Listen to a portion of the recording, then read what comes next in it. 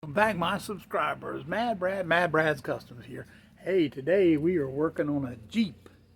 Yeah, I do all kinds of stuff, but what we're up to is we're gonna take this hood off and we're gonna cut some big gigantic holes in it and put a louver system on it, because the customer's complaint is that they run very hot. They don't like to cool off because the Jeep kind of packed it all in there. It's not much room at all.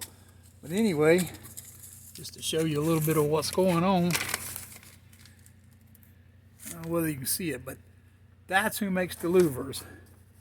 And it looks like I got to get the hood off, cut a bunch of darn stuff out, and it looks like I'm gonna have to put like a bunch of bolts for this louver to sit on top of the hood.